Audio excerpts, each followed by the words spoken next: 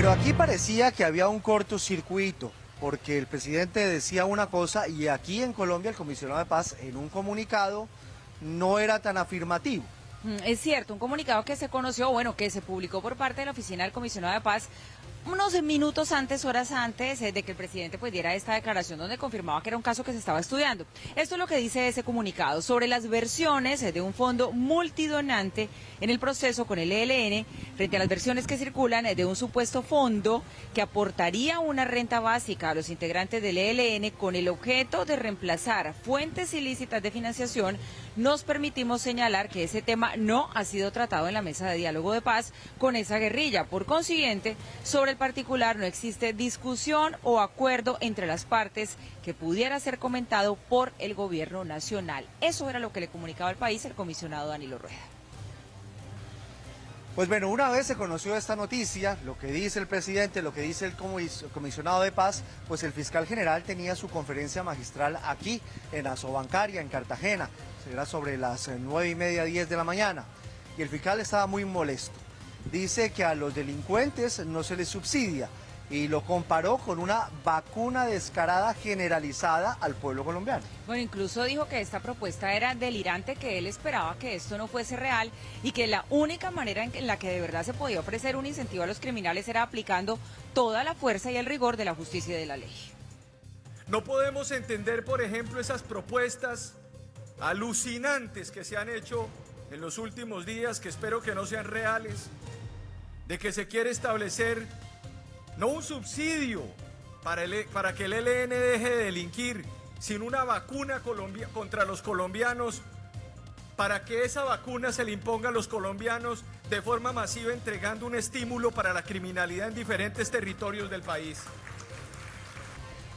Pero a decir verdad y en honor a lo que ha pasado, no es el primero el presidente Gustavo Petro en proponer subsidiar a una guerrilla, puntualmente al ELN.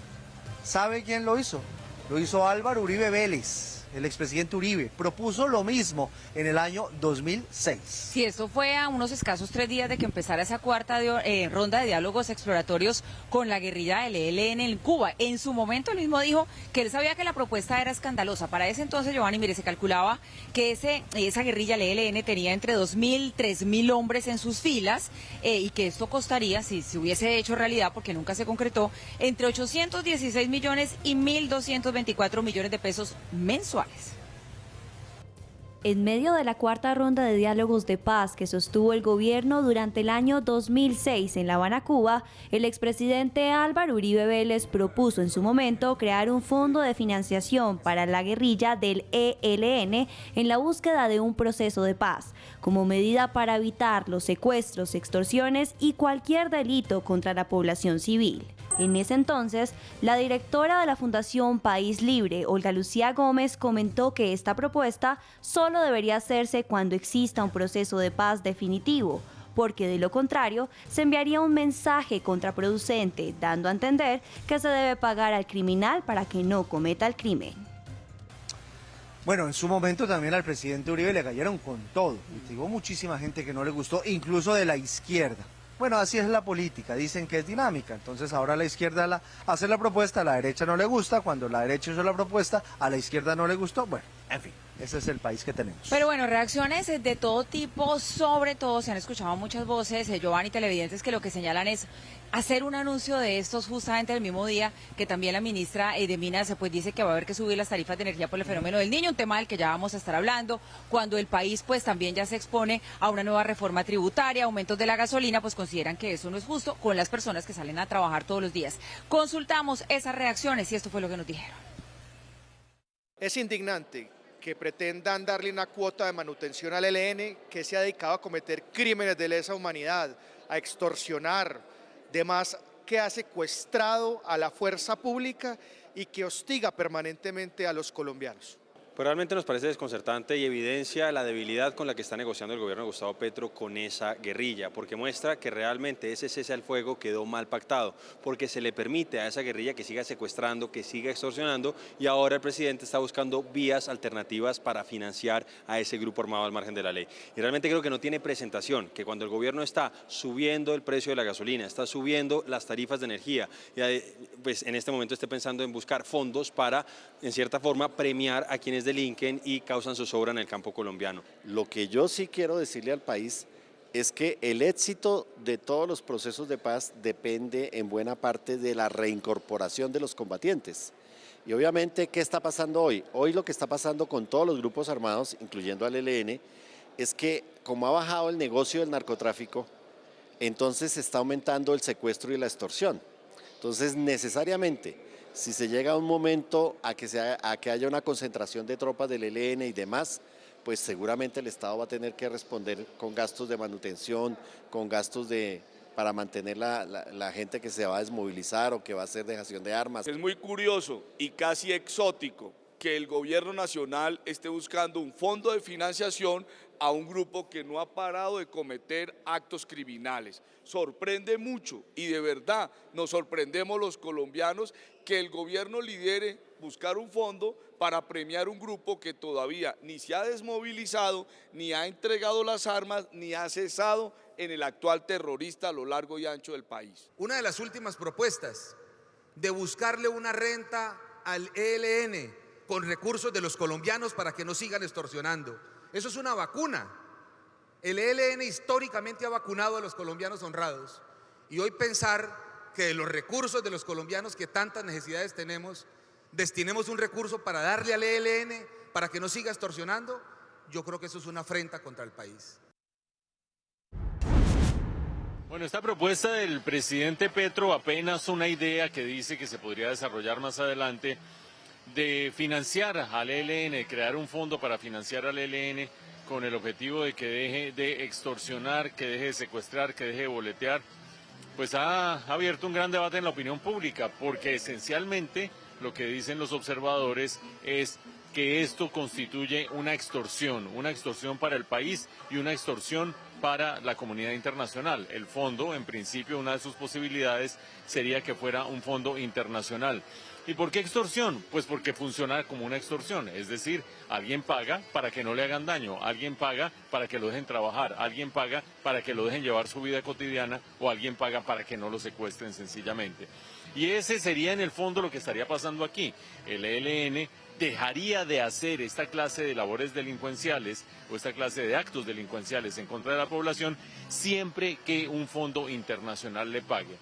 Ojo que aquí hay grandes diferencias porque hay gente que ha dicho, bueno, pero en últimas no es así que se ha desmovilizado la guerrilla proponiéndole proyectos productivos, proponiéndole distintas alternativas económicas. En los acuerdos anteriores, en concreto en el acuerdo del 2016 del gobierno con las FARC, se establecen una serie de proyectos productivos, pero son proyectos productivos en los cuales los guerrilleros desmovilizados primero, firman la paz, requisito fundamental.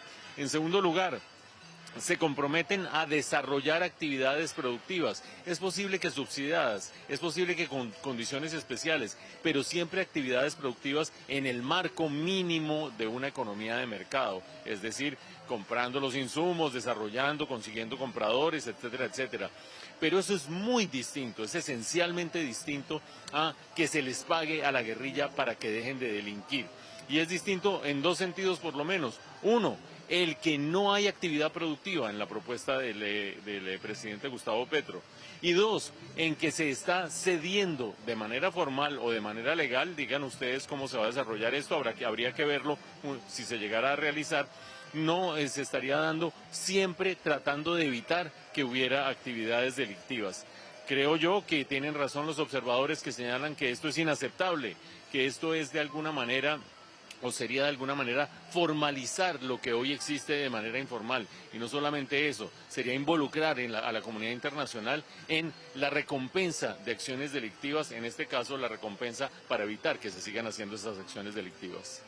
Bueno, otro invitado hoy aquí en este Congreso de Asobancaria, bueno, que dejó unas frases y unas declaraciones de las que hoy el país también está hablando, fue el expresidente Juan Manuel Santos. Se refirió a toda esta coyuntura política, Giovanni. Una de las frases que todavía retumba y hace eco, pues es que él está haciendo un llamado a la mesura, a calmarnos, al diálogo.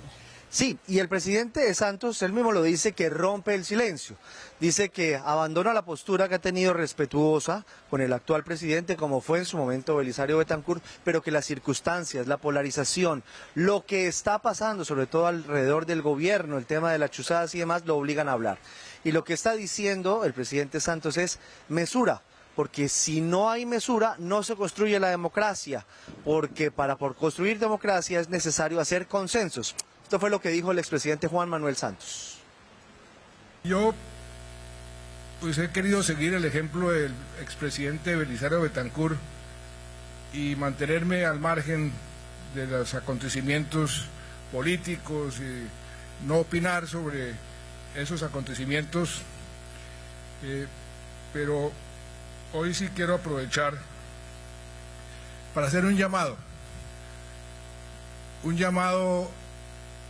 a volver a la calma, a la mesura, a la moderación, esa moderación que el primer presidente de la primera democracia del mundo, George Washington, decía: sin moderación las democracias no pueden funcionar porque no puede haber consensos, no puede haber acuerdos. Pero ahí no se quedó el presidente Santos, fue más allá, fue muy fuerte. Dice que lo más importante para un gobierno es tener foco, dirección, tener una meta. Y en su opinión, dice el presidente Petro, no sabe para dónde va. Pues la verdad es que el expresidente Santos fue bastante crítico, usted ya lo decía, él ha cumplido lo que prometió cuando salió del gobierno. Él dijo: yo voy a no meterme en lo que hagan quienes se me sucedan, pero bueno, en esta ocasión pues sí se refirió a lo que está pasando con el gobierno del presidente Gustavo Petro y dijo eso, que el presidente Gustavo Petro parecería que no sabe para dónde va. Primero que todo, el gobierno tiene que tener claro para dónde va, y parece que no tiene claro para dónde va. Entonces, si uno tiene claro para dónde va, puede generar apoyo. Toda política pública necesita que la gente la entienda para apoyarla. Bueno, y como era de esperarse, el canal habitual con el cual el presidente responde, que es su Twitter, y por donde comunica, que es su Twitter, pues apenas escuchó lo que dijo el presidente Santos aquí en Asobancaria, respondió. Mire, le tengo aquí el trino del presidente Petro, sucinto, muy corto, una frase, pues la verdad bastante resumida, pero respuesta a lo que dijo el expresidente. Voy a una sociedad con justicia social. A eso se limitó la respuesta del presidente. Ahí está la respuesta del presidente Gustavo Petro a este comentario del expresidente Juan Manuel Santos, hecho en el marco de la convención bancaria en Cartagena. Ustedes han visto la nota, el expresidente Juan Manuel Santos dice que no parece que este gobierno sepa exactamente para dónde va. El presidente Gustavo Petro responde que sí sabe para dónde va, que va para una sociedad con justicia social. Obviamente el debate entre si va para allá o no va para allá y qué quiere decir justicia social y si está tomando los pasos correctos, pues es un debate relativamente estéril.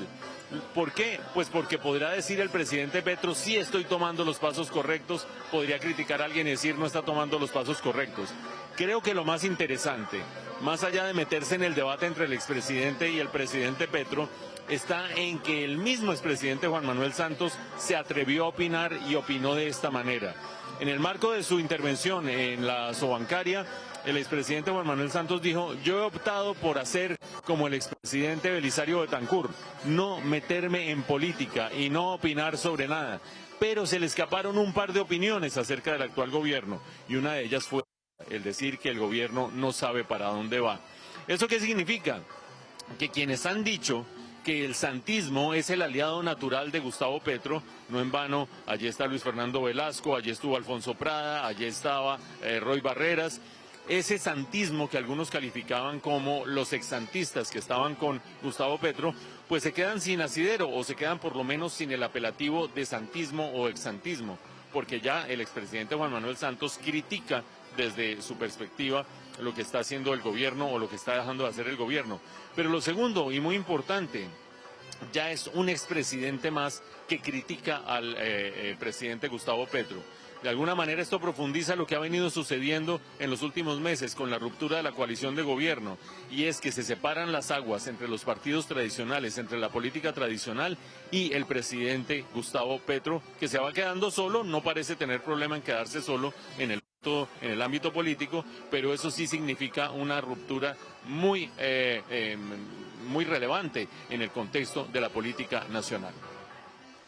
Bueno, noticia que se conoció por Alemania. Ella estaba invitada, ¿no? Irene Vélez, la ministra de Minas, estaba invitada aquí a Cartagena, no vino, se fue con el presidente para Alemania y dio noticia que tiene que ver, otra vez, con las tarifas de energía. Por eso tal vez a muchos colombianos no les cae bien que se hable de subsidiar al ELN cuando aquí sube la gasolina, hay una reforma tributaria con más impuestos y ahora va a subir la energía, ¿no? Incluso, detalló cuáles serían los departamentos que más se verían golpeados con esas alzas en las tarifas de energía. Dice ella que todo por cuenta del fenómeno del Niño. Pues Carolina Gómez, ¿cómo es la historia? Adelante, desde otro punto, aquí en Cartagena. Giovanni, Paula, televidentes, buenas noches. Así es, la historia es la llegada del fenómeno del Niño que prendió las alarmas en las tarifas de energía. Pues la ministra de Minas y Energía, Irene Vélez, aseguró que el 70% de la energía que se produce eléctrica en Colombia viene de centrales hídricas. Por lo tanto, como el fenómeno del Niño llegó, las tarifas van a aumentar. Sí va a haber un impacto en la configuración del precio y sobre todo va a haber un impacto en aquellos mercados, porque ustedes saben que Colombia tiene distintos mercados eléctricos, aquellos que están más expuestos en bolsa. A quienes les irá mejor es a los que tienen ya contratos de largo plazo y su precio es estable. Las tarifas van a subir sobre todo en aquellos mercados donde hay mayor exposición a bolsa. ¿Cuáles son esos mercados de exposición a bolsa? Por ejemplo, Putumayo está súper expuesto a bolsa, por encima del 80%. Huila está expuesto por encima del 70%. Cauca está expuesto casi en el 40%. Durante la convención bancaria, el expresidente Juan Manuel Santos se refirió a la transición energética. Dijo que no podemos cerrar la llave del petróleo. Esa frase fue completamente contundente al referirse sobre este tema. Nosotros podemos contribuir mucho más al mundo a mitigar el efecto del cambio climático vía emisiones, parando la deforestación que haciendo la transición. Tenemos que hacer la transición, pero no podemos hacerla, como algunos dicen, parando la producción de petróleo en este momento. Eso, hasta que no tengamos muy claro cómo vamos nosotros a reemplazar esos recursos, no podemos simplemente parar la llave del petróleo y todo hay que hacerlo con moderación y con cierto sentido común. Nadie está diciendo que no lo hagamos, pero hagámoslo en forma sensata, en forma inteligente, en forma que nosotros no nos perjudiquemos. Bueno, este anuncio de la ministra de Minas, Irene Vélez, de que de acuerdo con lo que vaya a pasar con el fenómeno del Niño, subirían las tarifas de la energía, especialmente en algunos departamentos, ha sorprendido a la opinión pública, pero quizás no por las razones correctas. La principal razón por la cual sorprende a la gente es porque el gobierno finalmente se está tomando en serio la posibilidad de que el fenómeno del Niño sea suficientemente riguroso, suficientemente duro como para alterar las condiciones del mercado. De allí para adelante la justificación es más o menos razonable para los técnicos, y es que si el fenómeno del Niño se traduce en una caída en los embalses suficientemente grande como para que el sistema eléctrico nacional dependa menos de las hidroeléctricas, que producen energía más barata, y dependa más de las termoeléctricas, que son el 30% más o menos de la generación, que son más costosas y que están de respaldo, pues entonces todas las tarifas deberían subir. Pero especialmente, y eso también lo conocen los técnicos, los conocen las personas del sector, especialmente aquellos precios de energía que no tienen contratos de largo plazo, es decir, aquellos que están dependiendo de la bolsa y de la bolsa de energía. Los precios son mucho más volátiles, pueden llegar a niveles mucho más altos y son los que se consiguen por fuera de contratos de largo plazo. Esos son dos elementos que los técnicos conocen, y es el mayor costo de la energía térmica y el mayor costo de la energía en bolsa, que no está en los contratos de largo plazo. Ahora bien, eso no quiere decir que no sorprenda que el gobierno ya esté contemplando esta posibilidad.